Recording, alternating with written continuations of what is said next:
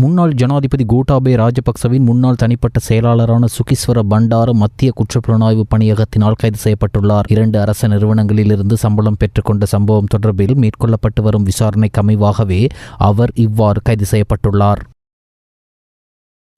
நாட்டில் இதுவரையான காலப்பகுதியில் 42,807 டெங்கு நோயாளர்கள் அடையாளம் காணப்பட்டுள்ளதோடு 27 பேர் டெங்கு காய்ச்சலால் உயிரிழந்துள்ளனர். அவர்களில் 6 பேர் ஆண்கள், எஞ்சி 21 பேர் பெண்கள் என சுகாதார அமைச்சின் தேசிய டெங்கு கட்டுப்பாட்டு திட்டத்தின் விசேட வைத்தியர் நிபுணர் பிரஷிலா சமரவீர தெரிவித்துள்ளார். சுகாதார மேம்பாட்டு பணியகத்தில் நேற்று இடம்பெற்ற விசேட ஊடகவியலாளர் சந்திப்பின் போதே அவர் இவ்வாறு தெரிவித்தார். நாடளாவிய ரீதியில் இதுவரையான காலப்பகுதியில் சுமார் 42,807 டெங்கு நோயாளர்கள் அடையாளம் காணப்பட்டுள்ளதோடு அவர்களில் டெங்கு காய்ச்சல் காரணமாக 27 பேர் உயிரிழந்துள்ளனர். பதிவாகியுள்ள டெங்கு நோயாளர்களில் 51% மேல் மாகாணத்திலும், 16% தென் மாகாணத்திலும், 8% சப்ரகமு மாகாணத்திலும் பதிவாகியுள்ளனர்.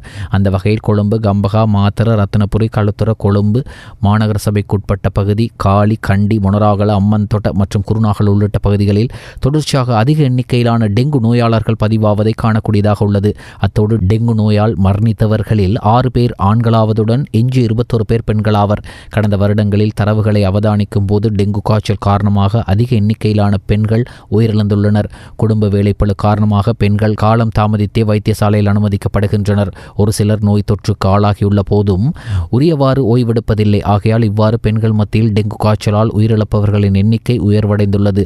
பருவப்பெயர்ச்சி மழையால் நுளம்புகள் பெருகியுள்ளன. தற்சமயம் பொதுமக்களுக்கு சமூக பொறுப்பை உணர்ந்து தாமிருக்கும் சூழலை 30 நிமிடங்களேனும் சுத்தப்படுத்துவது அவசியம். மேலும் 2 நாட்களுக்கு மேல் நீடித்த காய்ச்சல் இருக்குமாயின் உடனடியாக தகுதி வாய்ந்த வைத்தியரை அணுகி பரிசோதனைகளை மேற்கொள்வது அவசியம். அதேபோல் குழந்தைகள், சிறுவர்கள், கர்ப்பிணி தாய்மார்கள் மற்றும் வயோதிபர்களுக்கு 24 மணித்தியாலயங்களுக்கு மேல் காய்ச்சல் இருக்குமாயின் தாமதிக்காது வைத்தியசாலையை நாடவும் என்று அவர் தெரிவித்தார். தற்போதைய அரசாங்கம் மத்திய கிழக்கு போரை காரணம் காட்டி சர்வதேச சந்தையில் கச்சா எண்ணெய் விலைகளை அதிகரித்துள்ளது என கூறி இலங்கையிலும் எரிபொருட்களின் விலைகளை கூட்டியது. ஆனால் இன்றைய நிலவரப்படி போருக்கு முந்தைய நிலையோடு ஒப்பிடும்போது சர்வதேச சந்தையில் கச்சா எண்ணெய் விலைகள் குறைந்துள்ளன. சர்வதேசத்தில் எண்ணெய் விலை கூடும்போது இலங்கையிலும் விலை கூடும் என்றால் உலகில் எண்ணெய் விலை குறையும் போது இலங்கையிலும் குறைய வேண்டும். ஆகவே அரசாங்கம் அதிகரித்ததைப் போலவே உடனே அமுலுக்கு வரும் வகையில் எரிபொருட்களின் விலைகளை குறைப்பதற்கு அரசாங்கம் விரைந்து நடவடிக்கை எடுக்க வேண்டும் என்று எதிர்க்கட்சித் தலைவர் சஜித் பிரேமதாச தெரிவித்தார். நமது நாட்டில் எண்ணெய் மீது அதிக வரி விகிதம் விதிக்கப்படுகின்றன. இவர்கள் ஆட்சிக்கு வரும் வேளை இந்த வரிகளை நீக்கிவிட்டு துறைமுகத்தில் இறக்குமதியாகும் அதே விலைக்கு எரிபொருட்களை தருவோம் என்று பெரிதாக பிரஸ்தாபித்தனர். இருந்தபோதிலும் துறைமுகத்தில் இறக்குமதி செய்யும் விலையிலோ அல்லது உலக சந்தையில் எண்ணெய் விலை குறையும் மட்டத்தில் ஏற்பேனும் குறைந்த விலையில் எரிபொருட்களை மக்களுக்கு பெற்றுக் கொடுக்க முடியாதவர்களே இன்று வரையில் இருந்து வருகின்றனர் என எதிர்க்கட்சித் தலைவர் சஜித் பிரேமதாச தெரிவித்தார்.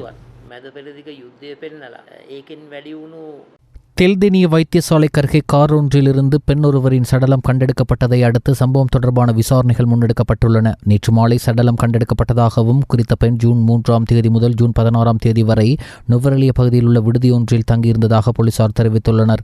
இதேவேளை உயிரிழந்த பெண்ணின் காதலன் என நம்பப்படும் நபரே சடலம் தொடர்பில் தெல்தெனிய போலீஸ் நிலையத்திற்கு முறைப்பாடு செய்ததாக விசாரணைகளில் இருந்து தெரிய வந்துள்ளது. உயிரிழந்தவர் வெலிகம பகுதியைச் சேர்ந்த 33 வயதுடைய பெண் எனவும் போலீசார் தெரிவிக்கின்றனர். சடலம் பிரேத பரிசோதனைக்காக தெல்தெனிய வைத்தியசாலையில் வைக்கப்பட்டுள்ளதுடன் இது கொலையா அல்லது வேறு விதத்தில் நிகழ்ந்த மரணமா என்பதை தீர்மானிப்பதற்காக நுவரெலியா போலீசார் மேலதிக விசாரணைகளை மேற்கொண்டு வருகின்றனர். மேலும் நுவரெலியாவில் உள்ள ஒரு விடுதியிலிருந்து இறந்த பெண்ணை அவரது காதலன் என நம்பப்படும் நபர் தூக்கிச் செல்லும் சிசிடிவி காட்சிகள் இப்போது வெளியாகியுள்ளன. குற்ற புலனாய்வுத் துறையின் காவலில் உள்ள அரச புலனாய்வு சேவையின் முன்னாள் இயக்குநர் சுரேஷ் சலே தனது உண்ணாவிரத போராட்டத்தை கைவிடப் போவதில்லை என்று மீண்டும் வலியுறுத்தியுள்ளார். குற்ற புலனாய்வு தடுப்பு காவலுக்கு மீண்டும் திரும்ப விரும்பவில்லை என்றும் மரண தண்டனையே மிகவும் பொருத்தமானதென்றும் சுரேஷ் சலே கூறியதாக தெரிவிக்கப்பட்டுள்ளது. கொழும்பு தேசிய வைத்தியசாலையில் சிகிச்சை பெற்று வரும் சுரேஷ் சலேவை அவரது தனிப்பட்ட வழக்கறிஞர் சந்திக்க சென்றபோது இவ்வாறு கூறியதாக தெரிவிக்கப்படுகிறது.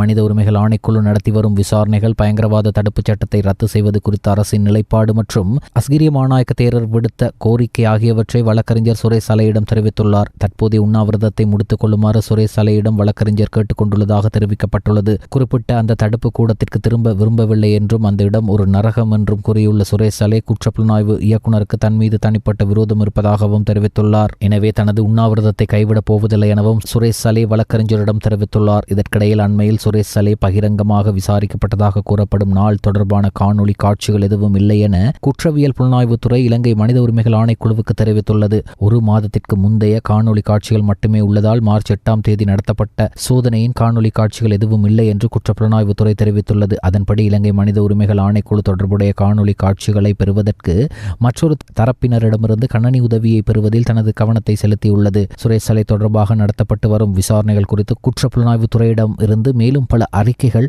கோரப்பட்டுள்ளதாகவும் அந்த அறிக்கைகள் 26ஆம் தேதிக்கு முன்னர் வழங்குமாறும் கேட்டுக்கொள்ளப்பட்டுள்ளதாகவும் தெரிவிக்கப்படுகிறது.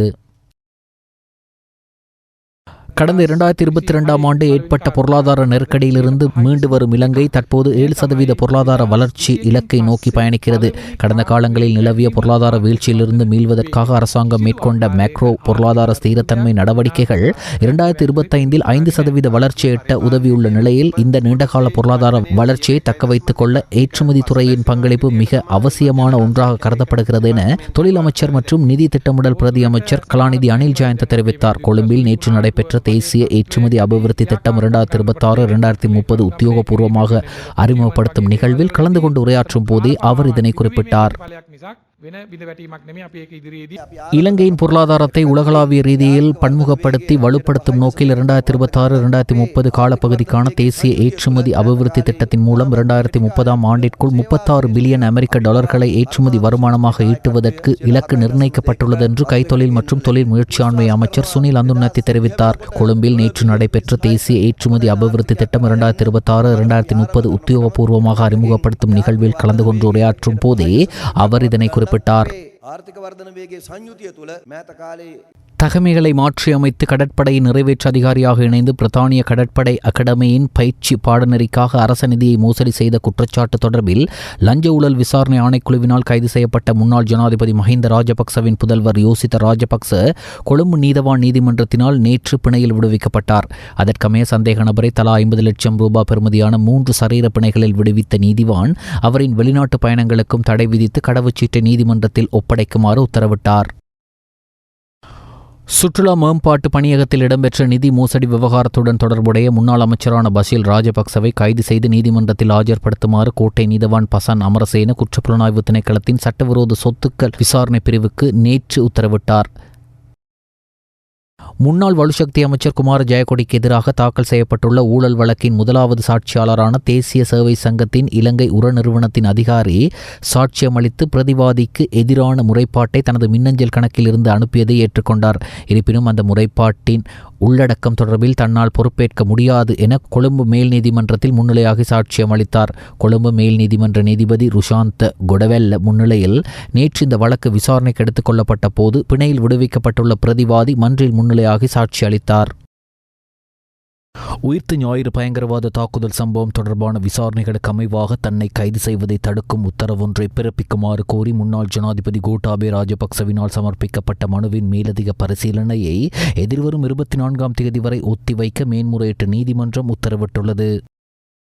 மேற்காசியாவில் போரை முடிவுக்கு கொண்டு வருவதற்காக ஈரானுடன் அமெரிக்க ஜனாதிபதி டொனால்ட் ட்ரம்ப் ஒப்பந்தம் ஒன்றில் கையெழுத்திட்டுள்ளார். பிரான்ஸ் ஜனாதிபதியுடனான இரவு விருந்தின் போது இந்த ஒப்பந்தம் கையெழுத்தானது என்று ஆக்சியோஸ் செய்தி வெளியிட்டதைத் தொடர்ந்து அமெரிக்க அதிகாரி ஒருவர் AFP செய்தி நிறுவனத்திடம் இதனை உறுதிப்படுத்தியுள்ளார். G7 உச்சிமாநாட்டை தொடர்ந்து வெர்சாய் அரண்மனையில் மேக்ரானுடன் இரவு உணவு அருந்திய போது ட்ரம்ப் தனிப்பட்ட முறையில் ஒரு பிரதியில் கையெழுத்திட்டார் என்ற செய்தி குறித்து கேட்டபோது கையெழுத்திட்டதை உறுதிப்படுத்த முடியும் என்று அந்த அதிகாரி தெரிவித்துள்ளார். இந்நிலையில் அமெரிக்காவுடனான புரிந்துணர்வு ஒப்பந்தம் மின்னணு முறையில் கையொப்பமிடப்பட்டுள்ளதாக ஈரான் வெளியுறவு அமைச்சர் செய்தி தொடர்பாளர் இஸ்மாயில் பகாயியும் உறுதிப்படுத்தியுள்ளார்.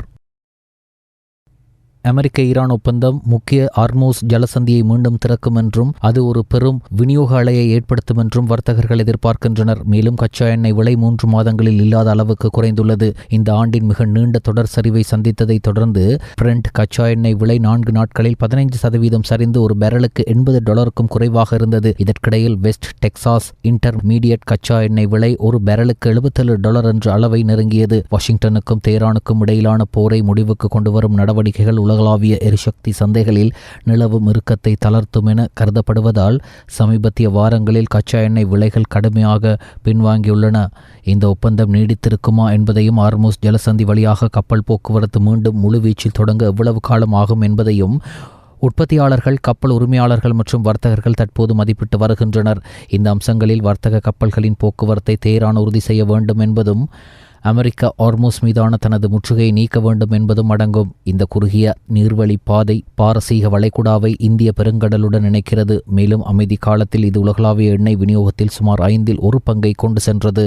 மேலும் ஈரானிய கச்சா எண்ணெய், பெட்ரோலிய வேதி பொருட்கள் மற்றும் அவற்றின் வழிப்பொருட்கள் மற்றும் வங்கி, காப்பீடு, போக்குவரத்து உள்ளிட்ட அனைத்து தொடர்புடைய சேவைகளின் ஏற்றுமதிக்கும் வாஷிங்டன் விலக்கு அளிக்கும் உறுதிமொழியும் இதில் அடங்கும். கச்சா எண்ணெய் சரிவு பொருட்களின் விலைகளை குறைக்க உதவியதோடு பணவீக்க அழுத்தங்களையும் நுகர்வோர் மீதான சுமையையும் குறைத்துள்ளது. அமெரிக்காவில் மே மாதத்தில் ஒரு கேலன் பெட்ரோலின் சராசரி விலை $4.56 தாண்டிய பிறகு தற்போது மீண்டும் $4 நோக்கி குறைந்துள்ளது. தமிழக வெற்றிக் கழக அரசின் முதல் சட்டசபை கூட்டத்தொடர் இன்று கவர்னர் உரையுடன் தொடங்கியது. தமிழ்நாட்டில் கடந்த ஏப்ரல் மாதம் 23ஆம் தேதி நடைபெற்ற 17வது சட்டசபை தேர்தல் முடிவுகள் மே மாதம் 4ஆம் தேதி வெளியானது. இதில் தமிழக வெற்றிக் கழகம் அதிக இடங்களை 107 இடங்களை பெற்று வெற்றி பெற்றது. என்றாலும் பெரும்பான்மைக்கு தேவையான 118 இடங்கள் தாவேகாவுக்கு கிடைக்காமல் போனதால் ஆட்சி அமைப்பதில் சிக்கல் நீடித்தது. ஒரு வழியாக காங்கிரசின் 5 எம்எல்ஏக்கள், மார்க்சிஸ்ட் கம்யூனிஸ்ட், இந்திய கம்யூனிஸ்ட், விடுதலை சிறுத்தைகள், இந்திய யூனியன் முஸ்லீம் லீக் ஆகிய கட்சிகளின் தலா 2 எம்எல்ஏக்கள் ஆதரவு அளித்தமையால் பெரும்பான்மைக்கு தேவையான 120 இடங்கள் கிடைத்தன. சட்டசபைக்கு தேர்வு செய்யப்பட்ட எம்எல்ஏக்களில் 146 பேர் புதியவர்கள் என்பதால் அவர்களுக்கு கடந்த 2 நாட்களில் பயிற்சி அளிக்கப்பட்டது. இந்நிலையில் தமிழக வெற்றிக் கழக அரசின் முதல் சட்டசபை கூட்டம் இன்று தொடங்கியது. ஆண்டின் முதல் சட்டசபை கூட்டத்தொடர் அல்லது புதிய அரசு பொறுப்பேற்றதும் நடைபெறும் முதல் சட்டசபை கூட்டத்தொடர் கவர்னர் உரையுடன் ஆரம்பமாகியது.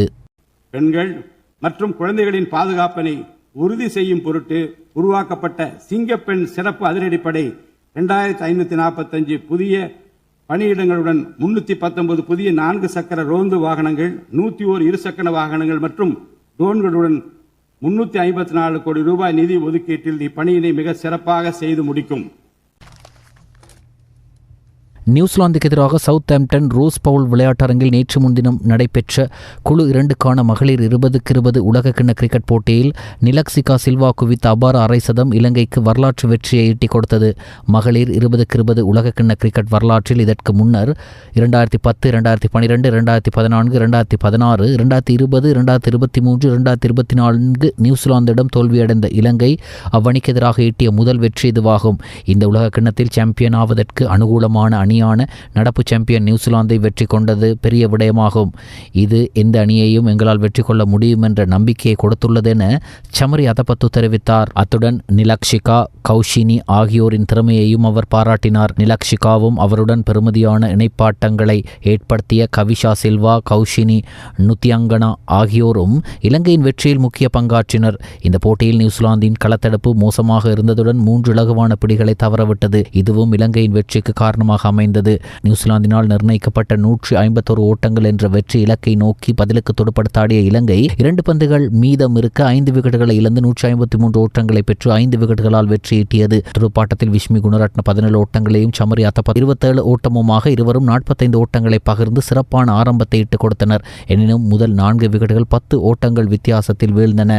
இதையடுத்து 17 ஓட்டங்களை பெற்ற கவிஷா திஹலாரியுடன் 5வது விக்கெட்டில் 50 ஓட்டங்களையும் பிரிக்கப்படாத 6வது விக்கெட்டில் 48 ஓட்டங்களையும் நிலக்ஷிகா சில்வா பகிர்ந்து இலங்கையை வெற்றியடைய செய்தார். நிலக்ஷிகா சில்வா 37 பந்துகளில் 54 ஓட்டங்களுடனும் கௌஷனி நுத்தியங்கனா 24 ஓட்டங்களுடனும் ஆட்டமிழக்காதிருந்தனர். பந்துவீச்சில் நான்சி பட்டேல் 2 விக்கெட்டுகளை கைப்பற்றினார். முன்னதாக இப்போட்டியில் முதலில் துடுப்படுத்தாடிய நியூசிலாந்து 20 ஓவர்களில் 6 விக்கெட்டுகளை இழந்து 150 ஓட்டங்களை பெற்றது. அணித் தலைவி மேலி கேர் 45 ஓட்டங்களையும் மூத்த வீராங்கனை ஷப்னி டிவைன் 45 ஆகிய ஓட்டங்களையும் பெற்றுக் கொடுத்தனர். பந்துவீச்சில் கவிஷா தில்ஹாரி 35 ஓட்டங்களுக்கு 2 விக்கெட்டுகளை கைப்பற்றினார். ஆட்ட நாயகியாக நிலக்ஷிகா Silva தெரிவானார். Brilliant, really clever footwork, and they've got to get a wicket. Not on this occasion. New Zealand divine bowls hit through the onside for 4, and that is it. Sri Lanka have pulled off a very famous